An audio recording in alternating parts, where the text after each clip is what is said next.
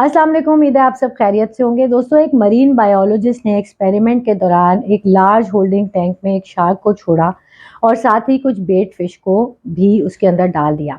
आप इमेजिन कर सकते हैं कि नतीजा क्या हुआ होगा। The shark swum around and at all of them. उसके बाद उसने उस होल्डिंग टैंक के अंदर एक थिक क्लियर फाइबर ग्लास का पार्टीशन लगाया। एक तरफ शार्क को छोड़ा, एक तरफ बेट फिश को छोड़ा।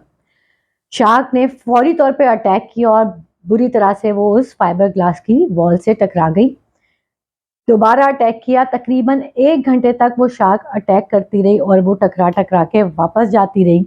1 घंटे के बाद शार्क ने अटैक करना छोड़ दिया।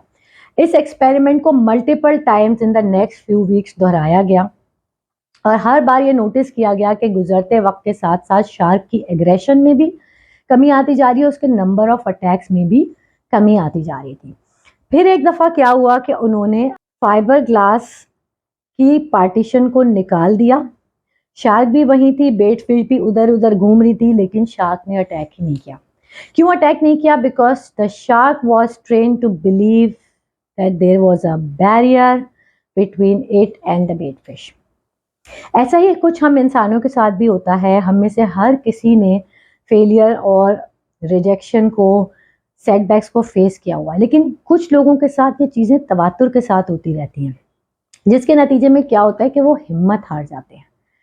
वो ये सोच लेते हैं, उन्हें इस बात का पुख्ता यकीन हो जाता है कि हम जो भी कुछ करेंगे ना, वो मिट्टी बन जाएगा, और इसी वजह से उन्हें मज़ीद नाकामियों का सामना करना पड़ता है, क्योंकि जैसे ही उनके पास कोई सेटबैक आता है वो उसे डिफीटेड एटीट्यूड के साथ फेस करते हैं, जिसका नतीजा एक और नाकामी की सूरत में सामने आता है। इसीलिए कहते हैं कि जब भी कोई सेटबैक हो उसको फेस करें और उसमें अपॉर्चुनिटी ढूंढने की कोशिश करें। ये बहुत मुश्किल काम होता है, लेकिन ये नामुमकिन नहीं होता, याद रखिएगा।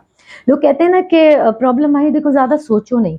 मैं कहती हूँ सोचें, ज़रूर सोचें जब कोई मुश्किल आए कि ये मुझ पे क्यों आई है, ये मुझे ये क्यों फेस करना पड़ रहा है, और अगर जवाब मिल जाए तो उस मुश्किल को करेक्ट करें ताकि ये दोबारा ना हो। और अगर कोई सिरा ना मिले, होता है ना कभी कभी ऐसा, हमें पता नहीं चलता कि हमने ऐसा क्या किया जो ये मुश्किल हमारे ऊपर आ गई, तो फिर वो अल्लाह की आजमाइश है और उस बैड लक को गुड लक में टर्न करने की कोशिश करें।